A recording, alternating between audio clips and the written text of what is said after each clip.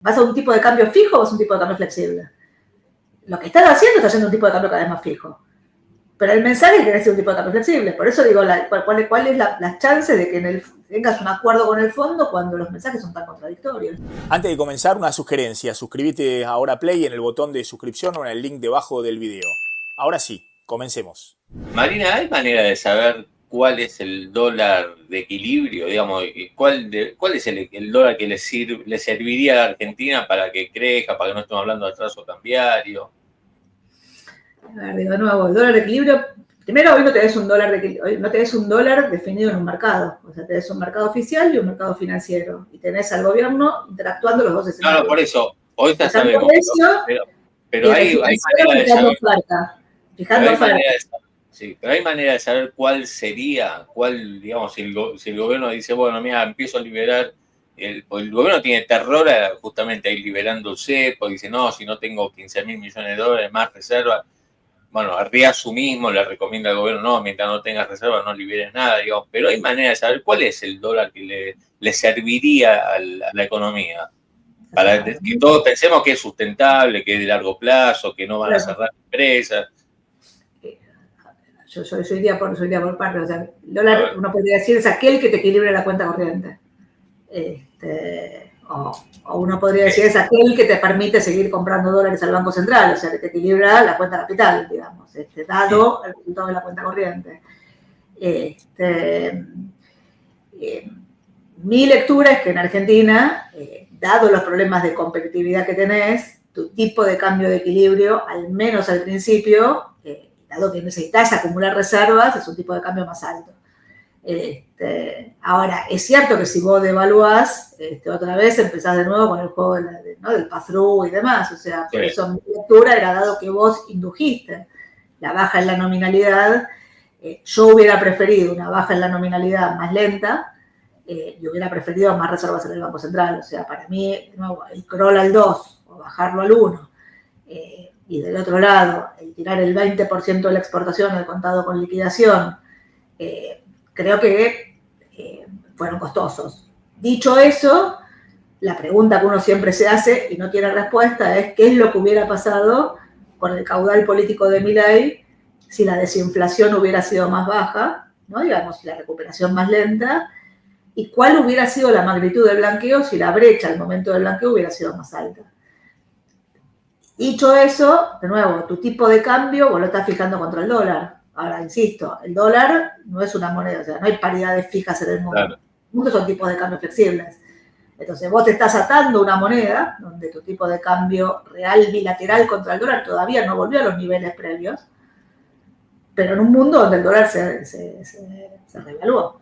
Entonces, con la revaluación del dólar, tu tipo de cambio multilateral, que es la competitividad de la Argentina, bueno, estás volviendo o algo por abajo de los niveles de partida. O sea, Argentina se volvió cara, sobre todo se volvió cara porque tuviste inflación en dólares acumulada, incluyendo el salto de diciembre del 175%, contra un dólar que vale lo mismo, 1.200 mangos. Bueno, entonces digo, el año pasado venían los brasileños a la Argentina y ahora van los argentinos a Brasil. O sea, tenés un tema, digamos, además de que no solo atrasaste el tipo de cambio oficial, sino que bajaste la brecha. Alguien te podría decir, pero era obvio que tenías que bajar la brecha, porque con brecha no podés operar.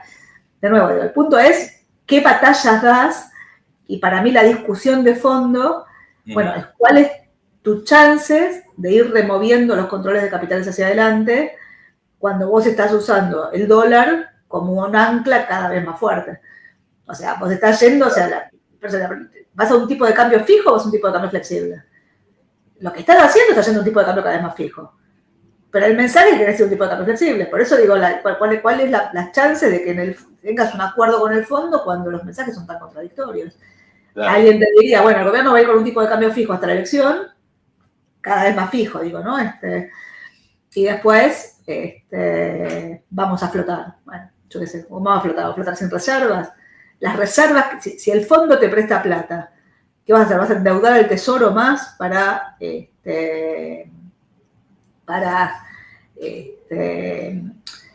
acumular reservas en el Banco Central? O sea, en el fondo, digo, las reservas las tenés que haber comprado con superávit, las tenés que haber comprado con superávit de cuenta corriente, ¿no? Superávit fiscal y de cuenta corriente. Claro, claro. hiciste un ajuste muy, muy grande, que es el ancla, tenés equilibrio fiscal, superávit fiscal equivalente a la cuenta de intereses que registrás, no al resto.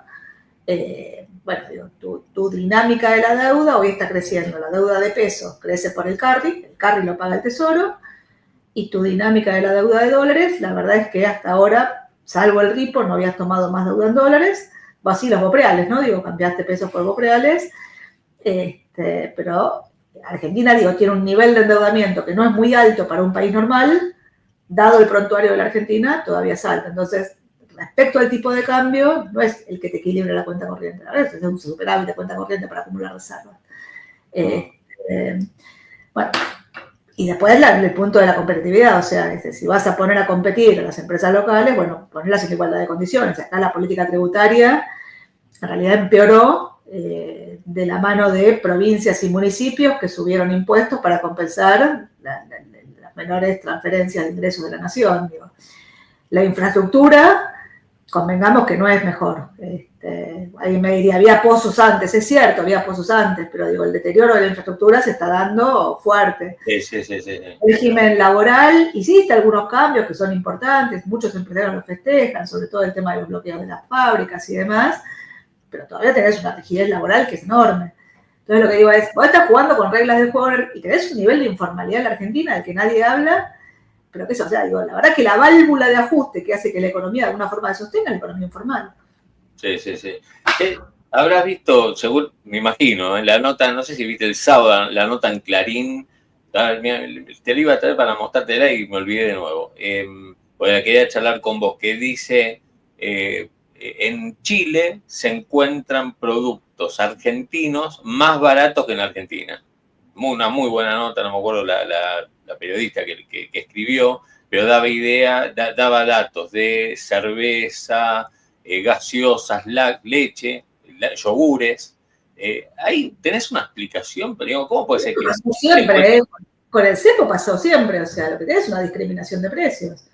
Lo que pasa es que una cosa era con la economía cerrada en Argentina, digamos, como tuviste en el modelo anterior, donde si querías exportar, tenés que exportar al precio internacional, porque si no, no exportás, o si querés ganar el mercado, tenés que fijar el precio bajo. Y entonces lo que tenés es un subsidio cruzado del local, del consumidor local, al consumidor chileno, si querés. O sea, vos no vas a entrar en la góndola chilena al precio que vos querés. La Argentina está cerrada. Ahora, vos bajá el precio en un contexto donde la estructura de costos te empieza a subir, o sea, todas las empresas pueden trabajar sobre la estructura de costos. O sea, hay un límite donde no trabajas más. Entonces, lo que digo es, hay ineficiencias estructurales en el funcionamiento de la Argentina. Digo. Pero hay que tener el tema impuesto, tenés una cuestión de la logística muy cara en Argentina, que siempre la logística es cara, la estructura tributaria es cara, la estructura arancelaria es cara, digo, yo qué sé, digo, acuerdos de libre comercio, digo, yo sé, siempre el ejemplo está, Chile exporta vinos a Europa sin arancel. Argentina exporta con arancel, o sea, en la medida que vos sos una economía cerrada, no tenés acuerdos de libre comercio. Hoy no hay acuerdos de libre comercio nuevos, o sea, el mundo está siendo un mundo distinto. Sí. Pero lo que digo es, tu estructura impositiva, arancelaria, costos laborales y demás es difícil. La logística es cara. Pero además, como los precios de los bienes son más caros, digo, la estructura de costos es más cara. Y ahora vos tenías otro tipo de, otro tipo de costos que te empiezan a subir. Los salarios te empiezan a subir, vos podrías decir, bueno, todavía son salarios bajos, bueno, son salarios bajos en la comparación con los países desarrollados, en la comparación con los países de la región, más o menos. Sí. Y además, acuérdate que dentro del sector formal, los salarios tienen un costo adicional equivalente al 50% más en términos de cargas sociales y otros, ¿no? Y demás. Entonces, lo que digo es, en el fondo vos tenés que trabajar sobre la productividad. O sea, es cierto que vos no ganás competitividad devaluando. Dicho eso, si tenés que trabajar sobre la competitividad no es solamente un problema micro de la empresa, sino que es un problema, digamos, sistémico, digamos, de la economía. Y lo segundo es, en un esquema donde vos fijás el tipo de cambio, vos estás decidiendo el ritmo de apreciación cambiaria que está teniendo la Argentina. Entonces, insisto, digo, no es que es un precio de mercado. Claro, es un precio.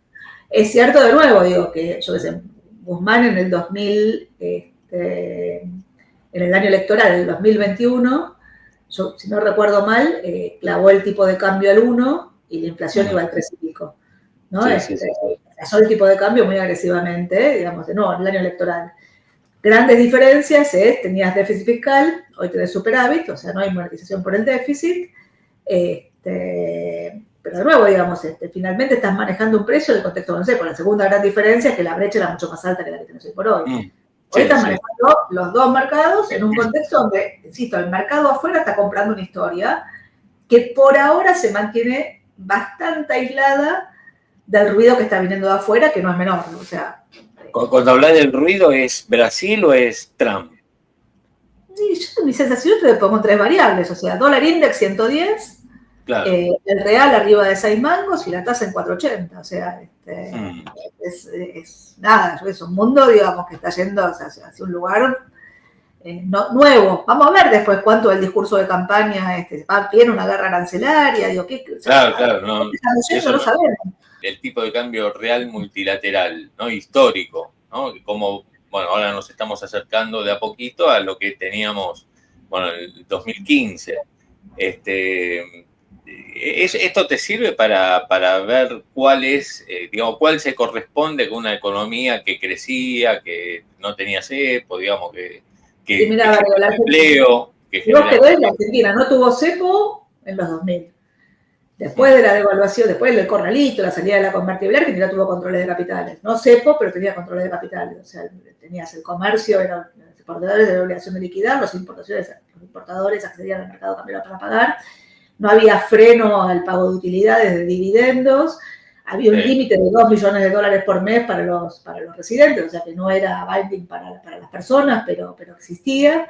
Y había esta regulación macroprudencial para lo que era el ingreso de capitales del exterior para acercarle. O sea, lo que digo es, y Argentina, cuando vos mirás este gráfico, si vos lo compararas con el de Brasil, Argentina mantuvo un tipo de cambio real multilateral muy alto, fíjate la parte, bueno, no lo puedo mostrar, pero digo de 2000. Ahí lo ves.